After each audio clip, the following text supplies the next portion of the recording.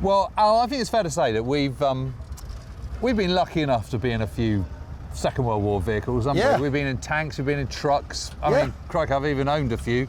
Yeah. We've got our Lloyd carrier.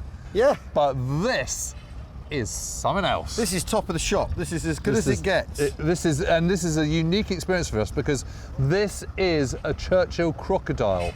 So this is a flame-throwing Churchill tank. You know, when you're just walking around this thing, just the solidity of it, it's so much more impressive up close, isn't it? Yeah. Than it is in a black and white photograph. It's huge. I think the thing we both were remarking on before is you get a real sense of the crew protection in these. You can see why people thought they were a sturdier option. You know, the frontal armour, the armour on the side. Yeah. Even the turret. You know, you. What does this one weigh in at then? I don't know. It's got to be more than 40 tons. 40 tons. Right. So right at the edge of what you can send over a Bailey Bridge. But there we are. Yeah. But then also, it's not just that it's a Churchill, it's a crocodile. So with the linking apparatus back there. Yeah. And it's because we're up on the low loader. The tube that runs all the way underneath it then comes up into the crew compartment that brings the napalm through into the because that's effectively nozzle. What it is. It's napalm basically into the nozzle.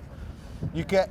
I mean, I don't know about you, but that doesn't feel like a health and safety environment to me. What, 80 yards, something like that? 80, yeah, kind of 80 yards effective range, maybe 120. I'm disappearing now. I'm going into here. Sorry, I've lowered the tone, so Mr. Holland is now. Yeah, I'm appalled. He's entering the Churchill. It's immaculate. And if Mike thinks he's getting in with us at the same time. Mike's going to have to squeeze his way in somehow with the camera, but who knows? But honestly.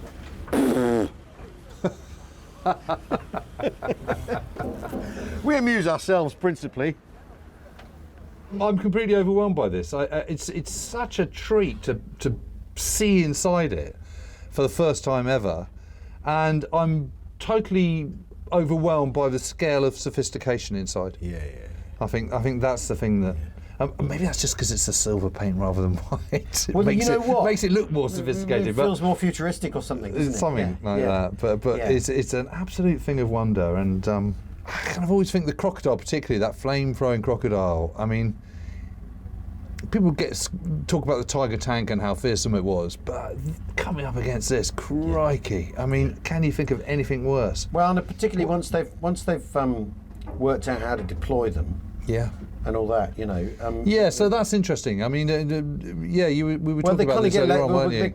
They have to feel their way because they're so brand new. When they get them, they haven't been told how to use them at all. And it's trial and error on the battlefield. It's quite interesting. And also quite difficult to use and operate because of the tank behind. So basically, the napalm effectively is in a tank which is towed behind. It's on a trailer. But it's run flat tyres. There's no suspension.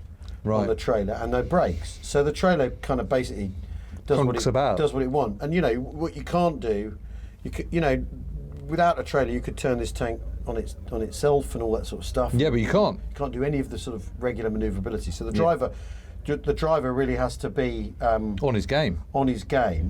You can abandon the tank the trailer if you need to, but I mean it's fascinating. They're so concerned about the technology falling into enemy hands. You can bring in an airstrike if you want, in theory, to destroy the trailer. Yeah, because they don't want the Germans getting their pesky hands on it. Yeah. Well, this is exciting because Paul, who's restored this and owns this, has said he can fire up the engine for us. So we've got one of the 4 engine bays open. You can see it just looks absolutely amazing. Mackay Industrial. It's not a question of just turning the key on one of these things.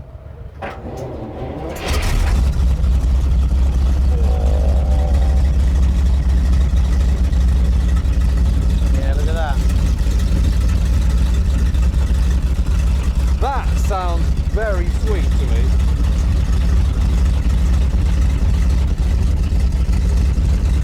Doesn't it? Yeah. How happy you are right now.